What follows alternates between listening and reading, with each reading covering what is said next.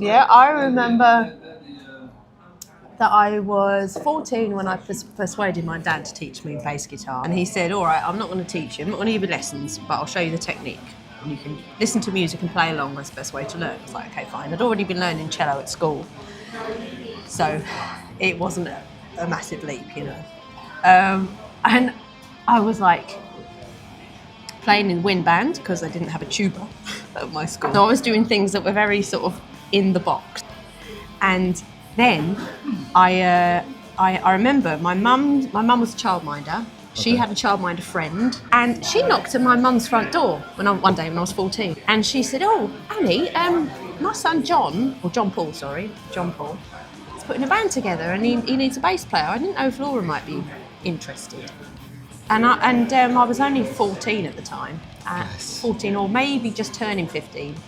Anyway, and my mum said, "Oh, I should think so." And I'd heard, and I come running down the stairs. And I was like, yeah, I'll do it. Really? Yeah. You were that keen? I was so keen because I've been playing in fucking wind band. I've been doing the like on the bass guitar, like shoot me now, like oh god. I was desperate to do a band, and I was really getting into like my sort of the first music that I didn't listen to because my parents listened to it was kind of like Blur. And that got me into like the whole Britpop thing, like indie scene thing, and then I got into grunge, and I was at the point where I was listening to like Rage Against the Machine, Pearl Jam. So you were finding your way into heavier bands slowly? Yes, but I very slowly. So I had got as heavy as Alice in Chains and Pearl Jam, which isn't heavy, but compared to Blur, it is. Yeah. So I was sort of doing this, and I really liked what I found. And then I was, sitting through these rehearsals with Renton, the band I was in, and it was all very nice and everything, but it was still quite in the box. And I just remember we did this gig at the Standard, and I think you were on after us, weren't you? You were bound to have been. The Standard at Walthamstow? Yes. Yes, okay. I think it was an all-dayer. Yes, it was an all-dayer. But I think that they were sort of trying to hassle me, like, come on, we got to go. And I was like, no, I want to see the rest of the band. And then like you guys came on, and I was just like, fuck is that? Like, it was like, when you see videos of like a dog engrossed in something, or like a baby really watching, I was like, that was just like, oh, fuck. Like the energy just hit me, and I was just like, whoa, I can't describe it.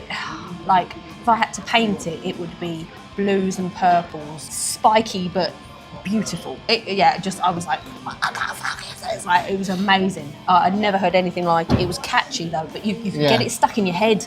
Yeah. I still struggle to find metal to this day that gets stuck in your head. I like a melody, but I don't want to be listening to ABBA.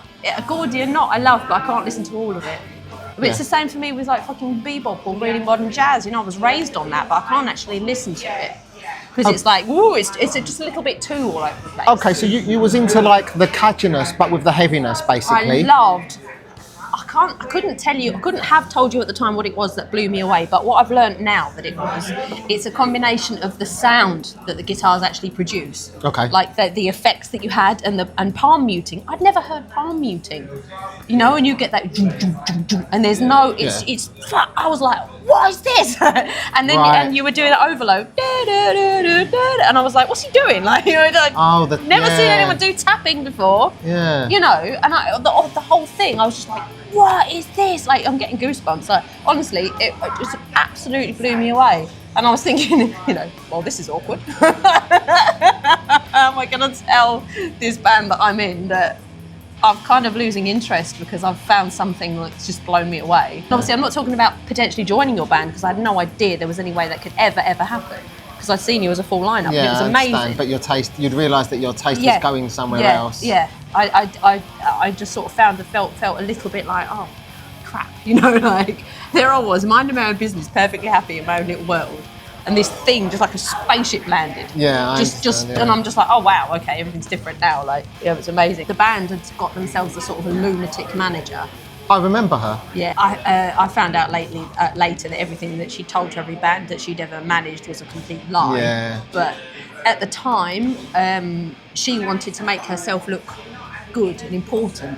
So she approached you guys. Okay.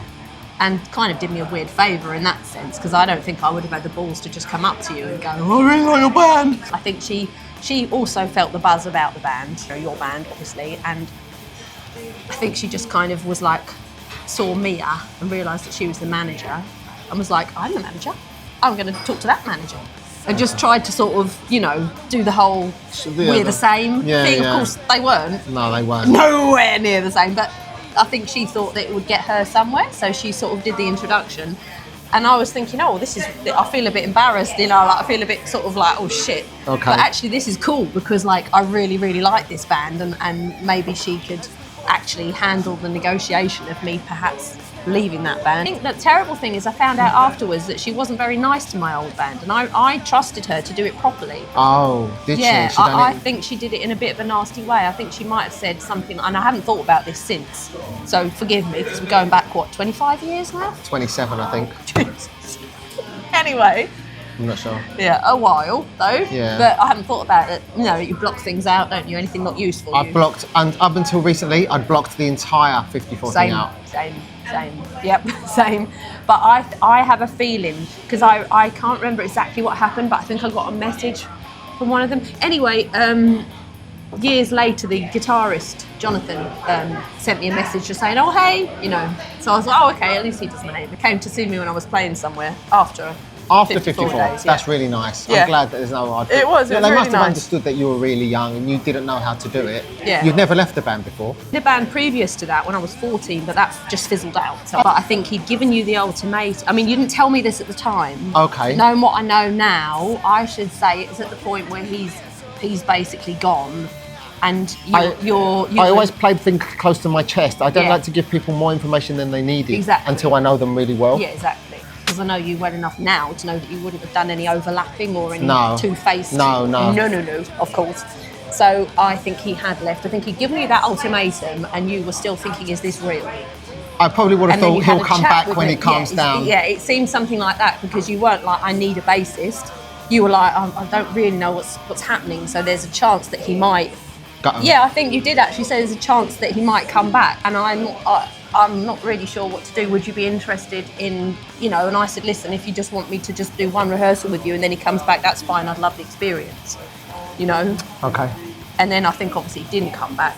But I do remember him getting quite upset that he'd been replaced by a bird. I don't know how he found out or when that happened, but that came back to us on Grapevine, which made me piss myself. It was so funny. I need another pint. Yeah. Let's stop it here and then we'll remember what we're up to and we'll try and do a little bit more, yeah? Okay.